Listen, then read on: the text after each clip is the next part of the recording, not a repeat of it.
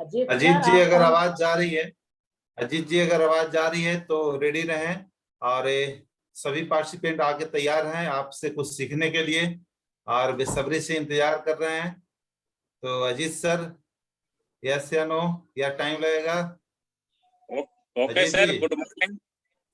आवाज आ रही है सर? जी जी okay sir. Good morning sir. सभी को गुड मॉर्निंग। तो स्क्रीन शेयर।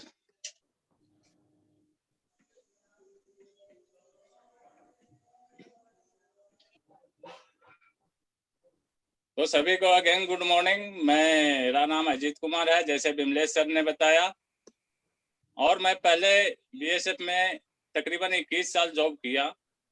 21 साल जॉब करने के बाद मेरे को लगा कि मेरे को कोई यहाँ से सपना पूरा नहीं हो सकता है। तो मैंने सोचा कि मैं नौकरी तो कर रहा हूँ, लेकिन नौकरी करने से क्या मेरा ये जो बचपन का जो सपना है क्या पूरा हो सकता है। लेकिन वो सपना पूरा नहीं होते दिखा, तो मैंने वॉलंटरी रिटायरमेंट लिया। आज से 3 साल पहले मैंने वॉलंटरी रिटायरमेंट लिया। उसके बाद मैंने सोचा कि बिजनेस से हो सकता है कि मेरा सपना पूरा हो जाए।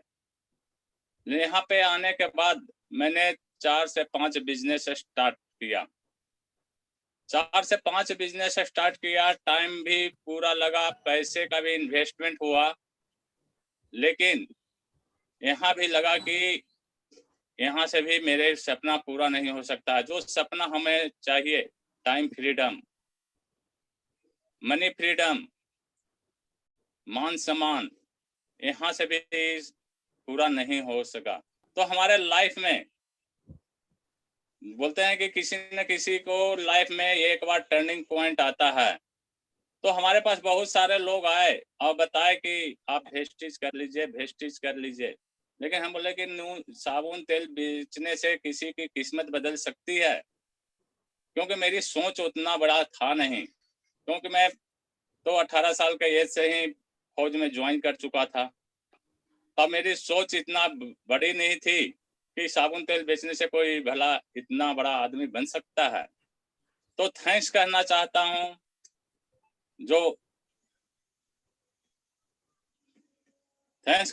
हूँ पिंटू सर के लिए एक जोरदार क्लिपिंग होना चाहिए।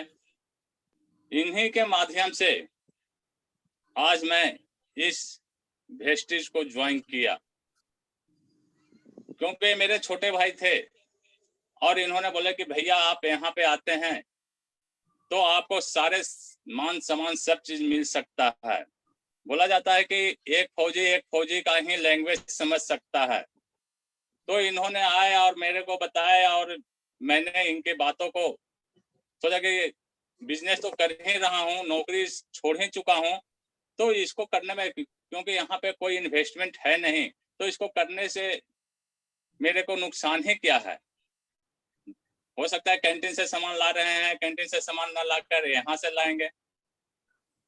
फिर इन्होंने मेरे को जिंदगी में भगवान के रूप में आए और मैं चाहता हूं कि ऐसे मेंटर्स के लिए दिल से धन्यवाद।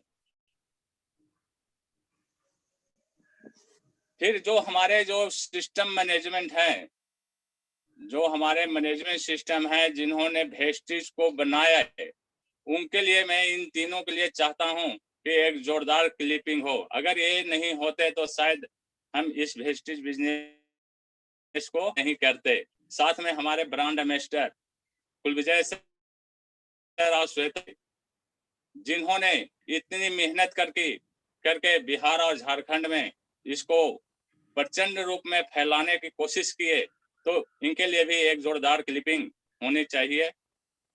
साथ में हमारे गुरु के गुरु, महागुरु, super leader Pankaj Kumar Verma sir के लिए, जिनकी देख रेख में इन्होंने अंगुली पकड़ के आगे बढ़ाने, नॉलेज देने का काम किया। और साथ में हमारे क्राउन डायरेक्टर सुमंत सर के लिए, जो हमारे मेंटर्स हैं, हमारे गुरु हैं, और इन्होंने ही हमारे को सर्वप्रथम प्लान तो कराने का काम तो हमारे पिंटू सर किए ही, साथ में आगे बढ़ाने का काम इन दोनों के सिरे से हम आगे बढ़ पाए हैं। तो मैं चाहता हूं कि इन दोनों के लिए जोरदार क्लिपिंग होना चाहिए, क्योंकि अगर ये लोग नहीं होते तो शायद हम आज इस स्थान पर नहीं पहुंच पाते जहां पे हमें पहुंचना चाहिए था। हम केवल यूजर के रूप में ही रह जाते, लेकिन यहाँ पे रॉयल कस्टमर और स्टार डायरेक्टर के पद पर जो इतना फास्ट से ग्रो किए, तो इन लोग के शिक्षा दीक्षा से ही हम आगे बढ़े। अब हमारा टॉपिक आता है प्रेजेंटेशन ऑफ न्यू प्रोस्पेक्ट। अब हम कहीं जाते हैं तो हमें सबसे पहले क्या करना होता है? हमने 100% प्रोडक्ट का यूज भी किया, शेयर भी किए, लेकिन किसी को प्लान दिखाना होता है तो हमें किन किन बातों पर ध्यान देना होता है, इनको आप बारीकी से समझेंगे। तो सबसे पहले होता है प्रिपरेशन का फेज। 5 फेज में इसको हमने बांटा है। पहला प्रिपरेशन, जब तक कि हमारी तैयारी अच्छी नहीं होगी तो सफलता मिलेगी नहीं। जिसकी तैयारी अच्छी होती है उसको सफलता निश्चित ही मिलती है। तो प्रिपरेशन में सबसे पहले हमें आता है हमारा ड्रेस। हमें ड्रेस कौन सा पहनना है, कौन सा हम ड्रेस कोड में जाएं या कि हम अपने ड्रेस को भूल जाएं, ऐसा नहीं। हमें ड्रेस यहाँ पे महत्वपूर्ण भूमिका रखती है। हम किन्हीं के पास जाने से पहले हम अपना ड्रेस को प्रिपेयर कर लेंगे, तैयार कर लेंगे कि हमें आज यहाँ प्लान देने जाना है तो हम ये सा ड्रेस पहन के जाएं। हम अपना टाई बेल्ट जो भी हमारे पास है उसको लगा के सही तरीके से जाएं। और दूसरा उसमें अहम भूमिका निभा टूल किट। अगर हमारे टूल किट पहले से तैयार ना हो तो हम वहां पे जाके फेलुअर हो जाते हैं। जैसे टूल किट में हमारे पास सबसे अच्छा है लोगों को दिखाने के लिए डेमो किट। तो डेमो किट हमारे पास होगा तो लोगों को हम वहां पे आसानी से बता सकते हैं। प्रोसीजर अलग चीज है, डेमोस्ट्रेशन अलग चीज है। तो डेमोस्ट्रेशन करके हम लोगों के सामने बता सकते हैं कि हमारे प्रोडक्ट में इतना दम है, उनको तुरंत विजुलाइज करा सकते हैं। तो उसके लिए हमें प्रिपेयर करना चाहिए कि हमें टूल किट कैसा बनाना चाहिए, हमें डेमोस्ट्रेशन किट में कौन कौन सा सामान रखना चाहिए। हमने अगर तैयारी करते हैं तब हम वहां पे जाके आसानी से उनको दिखा सकते हैं। ऐसा ना हो कि हमने तैयारी किए नहीं, डेमो किट बना रखे हैं, लेकिन जाते समय हम उसको घर पे ही छोड़ के चले जाएं। अगर हम जूझ के मैदान में जाते हैं, हथियार सब चीज है, लेकिन हमारे पास कारतूस नहीं है, क्या हम उस जंग को जीत सकते हैं? तो आंसर आएगा कि नहीं। तो यहाँ पे भी हमें किन्हीं को प्लान देना है और डेमो किट अगर घर में है या कोई चीज जैसे फ्लैक्स फाइल हम लेके जाते हैं, वहां पे अगर बोल देते हैं कि फ्लैक्स फाइल का ये डेमो है, लेकिन हमारे टूल किट में फ्लैक्स फाइल है ही नहीं, तो उन लोग बोला कि पता नहीं कैसा प्लान देने के लिए आ जाते हैं, आधा सामान तो घर पे ही रखते हैं। तो ऐसा नहीं, हमें टूल किट प्रॉपर वे में चेक करना चाहिए। ये प्रिपरेशन का फेज है। जब हम पूरी तरह से प्रिपेयर हो जाता है तो दूसरा फेज आता है एक्टिवेशन एंड मोबाइलाइजेशन। अब एक्टिवेशन हम प्रिपेयर हो जाते हैं पूरी तरह से कि हमें सुबह प्लान देने जाता है, तब आता है एक्टिवेशन का फेज, जानने की तैयारी। तो वहां पे भी हमें इस बात को ध्यान रखना होगा कि हम किस जगह पे जा रहे हैं, लोकेशन कैसा है। तो लोकेशन के कहने का मतलब यहाँ पे ये है कि जहाँ पे जा रहे हैं वहां पे ठंडा है, गर्मी है, बरसात है, और वहां पे टेरेन एरिया है, कैसा है उन लोकेशन, वहां पे गाड़ी पहुंच सकती है या नहीं पहुंच सकती है। अगर हम बाइक से जा रहे हैं कितना टाइम लगेगा, वेदर कैसा होगा, उस हिसाब से हम वहां पे तैयारी करते हैं। और डे और टाइम को महत्वपूर्ण ध्यान में रख करके ही हमें जाना चाहिए। अगर हम किसी टीचर को प्लान देने जाते हैं तो अगर सोमवार या मंगलवार को जाते हैं देने के लिए, तो उससे अच्छा है कि उनके पास छुट्टी का टाइम रहता है संडे। अगर बीच में भी जाते हैं तो उसका टाइम का पंक्चुअल रहना चाहिए कि उनके 10 बजे से स्कूल होगा, तो हम उनको पहले ही प्लान क्यों न दे दें, सुबह के टाइम में ही क्यों न दें, या छुट्टी के बाद का टाइम निर्धारित करेंगे। तो यहाँ पे डे और टाइम बहुत ही महत्वपूर्ण भूमिका अदा करेगी। सपोज डेट कि अगर हम किसी को डेट और टाइम फिक्स नहीं किए हैं, सुबह का या शाम का, 2 ऑप्शन उनसे लेना होगा। अगर उस टाइम पे हम पहुंच जाते हैं, वहां पे जाने में कितना टाइम लगेगा, इसको भी ध्यान में रखना होगा। या हमने टाइम दे दिया कि अगर 4 बजे हम आपके पास आ रहे हैं, लेकिन हम उनके पास पहुंच रहे हैं 6 बजे, और उनके पास कोई ना कोई बहाना मिलेगा, वो बोलेगा कि मैंने तो 4 बजे का टाइम दिया था, आप 6 बजे आ रहे हैं। तो यहाँ पे टाइम का बिल्कुल पंक्चुअलिटी होना चाहिए। पास ट्रांसपोर्टेशन, हम ट्रांसपोर्टेशन अपने अनुसार करेंगे। जो हमारा अगर साइकिल है तो साइकिल, अगर पैदल हमें जाना होगा तो वहां पर जाने में कितना टाइम लगेगा, उस हिसाब से अपना तैयारी कर लेंगे। तीसरा फेज आता है, हम जब वहां पे पहुंच जाते हैं, पहुंचने के बाद हमें क्या कार्रवाई करना होगा।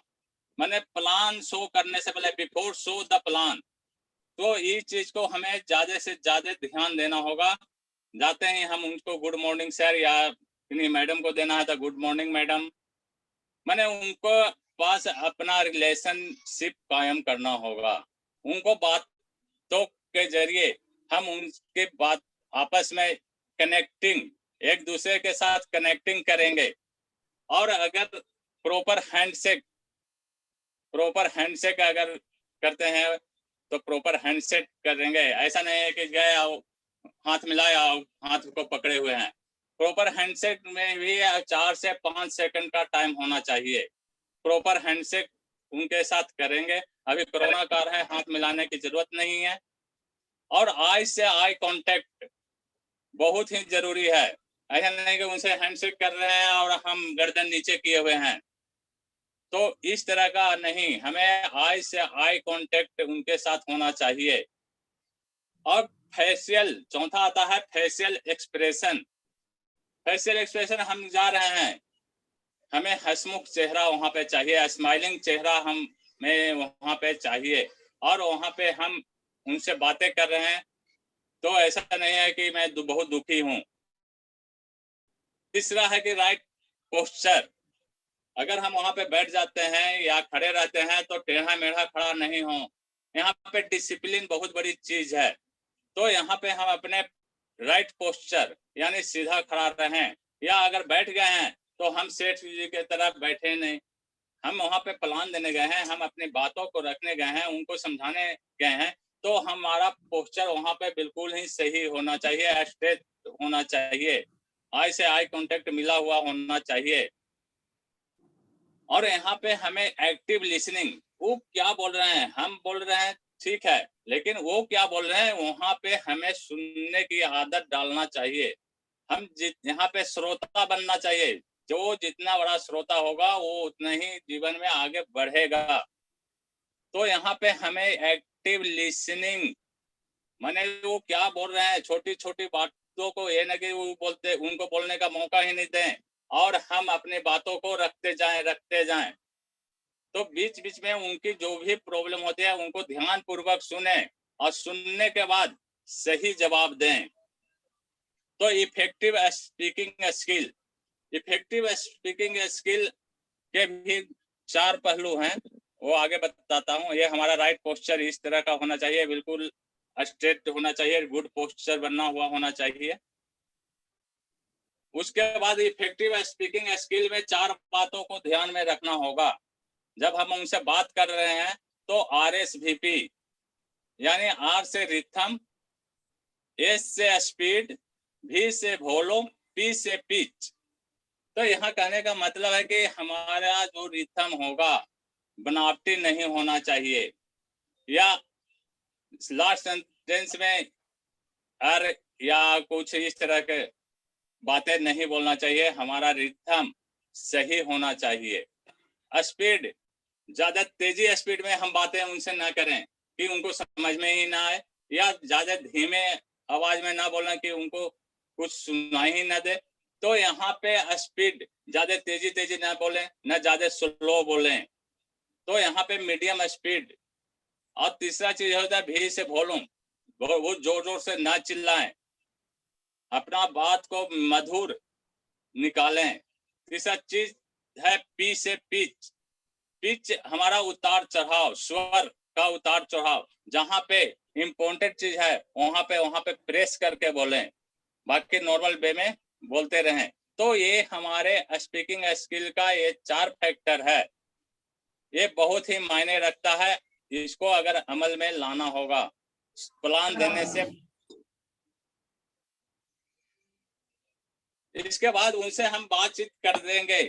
बातचीत करते समय उनसे हम राय जानना चाहते हैं कि उनको क्या चीज की जरूरत है। अब उनको सबसे पहले एक कॉपी पेन लेंगे जो हमारा टूल किट में होता है, नोट निकालेंगे और सबसे पहले उनका नाम लिखेंगे। उनको नाम लिखेंगे सबसे पहले, उसके बाद उनका क्या चीज कर रहे हैं वो चीज के बारे में उनसे जानना चाहेंगे। उनके लड़के क्या हैं, क्या कितने हैं, और वो लोग क्या क्या कर रहे हैं। सपोज दैट कि मैं गया और वहां पे उनका नाम लिख दिया। कोई भी आदमी को नाम लेने में बहुत ही इम्प्रेसिव होते हैं, और उनको बार बार नाम लिया जाए। जैसे नाम लेते हैं अशोक जी, अशोक जी आपके कितने बच्चे हैं, आप सर क्या करते हैं, बच्चे क्या क्या कर रहे हैं, आपका सर मंथली इनकम कितना है, आप जो सर खर्च कर रहे हैं तो इतने इनकम में कैसे हम पूरा कर पाते हैं, आप तारीफ के योग हैं। उनको बड़ाइयां करना है, उनको तारीफें करनी है, उनके बच्चे के बारे में उनको तारीफ करना है कि बहुत मासूम सा बच्चा है। अगर बच्चे दिखाई देते हैं तो बच्चे को तारीफ करना है। मैंने वहां पे ज्यादा से ज्यादा रिलेशनशिप पहले कायम करना है, और उनको ये चीज बताना है कि सर आप इतने कम आमदनी में और बढ़ती हुई महंगाई में आप सर अपने घर का खर्च, आप बच्चों का खर्च कैसे निर्वहन करते हैं, आप तो बहुत ही महान हैं। तो यहाँ पे आप जो उस घर का सामान ला रहे हैं, उनको अगर घर का सामान ला रहे हैं कहाँ से ला रहे हैं इसके बारे में थोड़ा सा जिक्र करेंगे कि जैसे साबुन, health care, oil care, personal care, Ayurveda product, जो भी चीज ला रहे हैं तो सर आप कहीं ना कहीं तो मार्केट से ला रहे हैं, नॉर्मल दुकान से ही ला रहे हैं।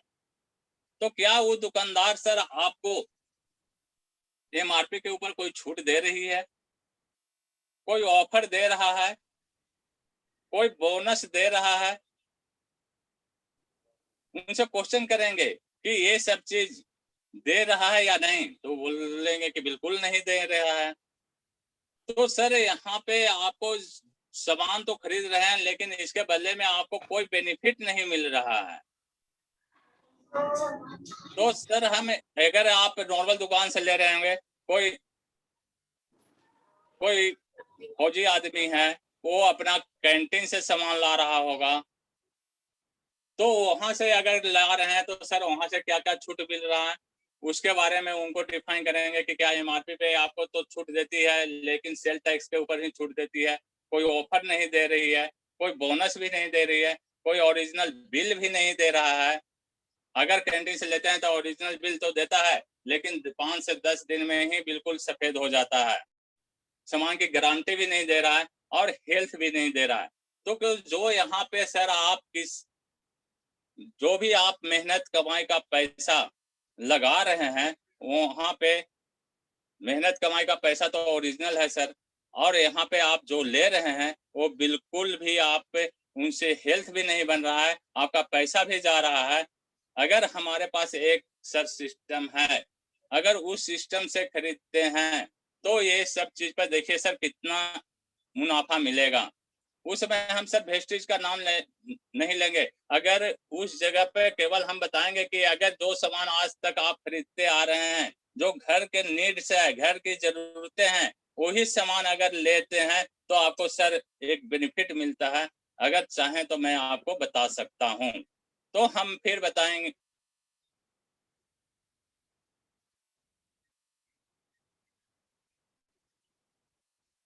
तो सर यहाँ पे जो वेस्टेज लिखा हूँ, यहाँ पे वेस्टेज बताना नहीं है। उनको बोलता है कि अगर सर जो आप मार्केट से ले रहे हैं वही सामान अगर किसी दुकान से लेते हैं तो आपको इस तरह का इनकम देती है, एमआरपी पे 10 से 20% छूट देती है, साथ में वो भी ऑन स्पॉट, और साथ में ऑफर आपको 10% का देता है, और बोनस भी सर 5 से 11% देता है, ओरिजिनल बिल भी देती है, और 100% गारंटी देती है। 100% गारंटी इस बात की देती है कि आप सर साबुन लाए, सरफ लाए, जो सामान लाते हैं उसको यूज कीजिए। 20% यूज करने के बाद आपको सर कोई प्रॉब्लम होती है तो उसको रिटर्न कर दीजिए, आपको 100% पैसा वापस हो जाती है। यानी यहाँ पे मनी बैक की गारंटी भी देती है। तो अब गारंटी वाला चीज खाएंगे तो हमारा हेल्थ बनेगा या नहीं बनेगा। फिर यहाँ पे चुप रहना है और उनसे ही आंसर लेना है कि सर यहाँ पे हेल्थ बनेगा कि नहीं बनेगा, और क्या जो जहां से ले रहे थे वहां से कोई इनकम नहीं आ रही थी, तो अगर कौन सा दुकान से लेने में बेनिफिट है। तो यस, वो बोलेंगे कि जो बता रहे हैं वहां से लेने में तो बेनिफिट है, इतना का इनकम भी आ रहा है और हेल्थ भी बन रहा है। हेल्थ यहाँ पे सर 2 प्रकार है, आगे यहाँ पे क्योर, और उनको बताएंगे कि यहाँ पे प्रिवेंशन माने अगर बीमार आदमी है वो भी यहाँ से खा करके ठीक हो सकता है, और अगर जो बीमार न है, बीमारी ना आने के लिए भी यहाँ से यूज कर सकता है, उसको 100% सफलता मिलेगी। तो वो बोलेंगे कि हाँ कौन सा दुकान है, कहाँ से लेना होगा, वो अपने आप क्वेश्चन जनरेट करेंगे। फिर उनको बताना है कि सर एक ऐसा बिजनेस है जो केवल सामान खरीद करके आप जो इनकम कर रहे थे उस इनकम से आप बहुत अच्छा खासा आमदनी भी कर सकते हैं, हेल्थ भी बना सकते हैं। और यहाँ पे आने के लिए आपको कोई इन्वेस्ट अलग से पैसे करने की जरूरत नहीं है। यहाँ पे कोई आपका लॉस नहीं है। जो सामान आज तक ले रहे थे वही सामान यहाँ से खरीद लेते हैं, और उसके बदले में आपको बेनिफिट मिल रही है। यहाँ पे कोई लॉस नहीं है, कोई आपके यहाँ पे कमांडर नहीं है, कोई बॉस नहीं है। लेकिन आप जहाँ पे जिस जगह पे काम कर रहे होंगे, बिजनेस कर रहे होंगे या फिर आप जॉब कर रहे होंगे, वहां पे आपको कोई ना कोई बॉस होगा, तो उनके आदेशानुसार काम करना होगा। यहाँ आप अपनी मर्जी के मालिक हैं, यहाँ से जो सामान ला रहे हैं वो सामान लाते रहिए, और यहाँ पे ना तो कोई टारगेट है कि हर एक महीना ही सामान खरीदना है। जब आपको रिक्वायरमेंट हो, जब आपके घर की जरूरतें हैं, वो सामान को लेके आए, और यहाँ पे आपको बिक्री नहीं करना है, कोई सेल नहीं करना है, और यहाँ तक आप पार्ट टाइम या फुल टाइम भी कर सकते हैं। क्या यहाँ पे करना आसान है? तो वो बोलेंगे कि हाँ। तो यहाँ पे सर आने के लिए आपको रजिस्ट्रेशन कराना पड़ेगा। यहाँ पे अगर आप आते हैं तो यहाँ पे रजिस्ट्रेशन कराना होगा, और इस बिजनेस जो बताऊं क्या आप सुनना पसंद करेंगे? तो बोलेंगे कि यस। तो हम अपने कंपनी के प्रोफाइल पे चले जाएंगे। एक ऐसा कंपनी है सर जो 2 जून 2004 को इंडिया में बनी, और इसका डायरेक्टर हमारे मिस्टर गौतम वाली सर हैं, और ये हर एक साल अपने ग्रोथ करते जा रही है। फिर अपने मिशन के बारे में इनको बताएंगे कि आज इंडिया में 36 रैंक पे है, वर्ल्ड में 36 रैंक पर है, और भारत में नंबर 1 कंपनी है। क्या ऐसे कंपनी के साथ आप ज्वाइन करना चाहेंगे? और 2025 तक 10वां नंबर लेने की काबिल रखता है। अगर यहाँ पे आप आते हैं तो आपको यहाँ पे कोई ज्वाइन करने का पैसा नहीं लगता है, आपकी ज्वाइनिंग फ्री में होती है, और ये 7 जनरेशन प्लान है। और इसका जो प्लान है बिल्कुल एक्यूमुलेट प्लान है, ये बढ़ते हुए क्रम में चला जाता है, और यहाँ पे कोई ओनली प्रमोशन है। यहाँ पे आप ज्वाइन करते हैं तो आप 5% पे रहते हैं, और जैसे ही आप काम कुछ दिन करते रहे हैं, आपके नीचे लोग काम करते रहेंगे, तो आप आगे की ओर बढ़ते रहेंगे। और एक बार अपना सामान खरीद लेते हैं, तो यहाँ पे आप हमेशा के लिए कंज्यूमर बन जाते हैं। उसके बाद आपका लाइफ टाइम वैलिडिटी रह जाती है, इसको रिन्यूअल कराने की जरूरत नहीं है, और इसको पार्ट टाइम और फुल टाइम करके पूरी तरह इनकम हम यहाँ से ले सकते हैं। अगर सर आपको यहाँ पे फुल टाइम या पार्ट टाइम कर सकते हैं, अगर ये काम करते हैं तो सर ये लाइफ चेंज 100% लाइफ चेंज कर देगा, आपके जिंदगी को 360 डिग्री पर घुमा के रख देगा। जो काम आप नौकरी पेशा में नहीं कर सकते थे, वो काम हम यहाँ से आसानी से कर सकते हैं, और जो आपका सपना अधूरा है, वो सपना यहाँ से पूरा हो सकता है। यहाँ पे सर आप काम करना पसंद करेंगे कि नहीं करेंगे? तो अपने यस या नो में आंसर देंगे। यस करेंगे, फिर उनको बताएंगे कि सर जो आपकी आमदनी थी, अकेला आप वर्क कर रहे हैं, उसमें इस तरह से हम ग्राफ उनको थोड़ा बताएंगे कि आप अपने टाइम को कैसे मल्टीपल कर सकते हैं। अगर सर आप यहाँ पे काम कर रहे हैं, दिन में अगर 10 घंटा भी कोई काम कर रहा है, 30 दिन लगातार कर रहा है, वो 20,000 रुपया तक कमा सकता है। अगर उसको जिस तरह से महंगाई बढ़ रही है, अगर उसको 40,000 रुपये की जरूरत होगा, तो कितने घंटे काम करेगा? तो निश्चित रूप से बोलेगा 20 घंटा। अगर 60,000 रुपये की जरूरत है, तो कितना घंटा काम करना पड़ेगा? तो 30 घंटा। तो क्या सर एक दिन में 24 घंटा होता है?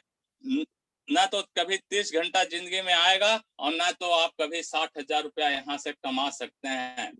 आप अकेले काम करने में रुचि रख रहे हैं, लेकिन आप पूरा दिन भर काम करके 20 घंटा काम करके ज्यादा से ज्यादा 40,000 रुपया ही कमा सकते हैं। क्या आगे आने वाले दिनों में ये 40,000 रुपया से ही आपका भरण पोषण हो जाएगा? लेकिन आप अपना सोच बदली कर लेते हैं। सोच बदली करके अगर यहाँ पे टीम वर्क करना शुरू कर देते हैं, तो जो काम वहां कर रहे थे, और आप अपने नीचे 99 आदमी को लेके आते हैं, टाइम तो लगेगा सर, लेकिन अगर 99 आदमी लेके आते हैं और सभी 1 घंटा काम करते हैं, तो टोटल मिला के 100 घंटा होता है। तो 10 घंटा जो सर आप काम में दे रहे थे, 10 घंटा जो काम कर रहे थे, वहां से 20,000 रुपया कमा रहे थे, लेकिन यहाँ पे सब आदमी 1-1 घंटा काम करता है, यानी 100 घंटा काम करता है, तो यहाँ पे 2 लाख रुपया कमाना पॉसिबल है कि नहीं सर? सबने बोलेंगे कि है। फिर उनको बोलेंगे कि सर आप जो काम कर रहे हैं, खुदा न खास कुछ हो जाए, ऐसे अप्रिय घटना हो जाए, या आप बीमार पड़ जाते हैं, तो जो इनकम जो सर आपको आ रही थी, वो इनकम क्या आते रहेगी? तो वो बोलेंगे अपने आप कि नहीं, इनकम नहीं आएगी। लेकिन वहाँ यहाँ भी आप सर काम कर रहे हैं, लेकिन यहाँ पर भी आपको कुछ हो जाता है, तो क्या आपकी इनकम आते रहेगी या बंद हो जाएगी?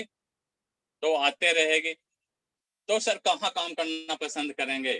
अकेले काम करना पसंद करेंगे, या टीम के साथ रह के काम करना पसंद करेंगे?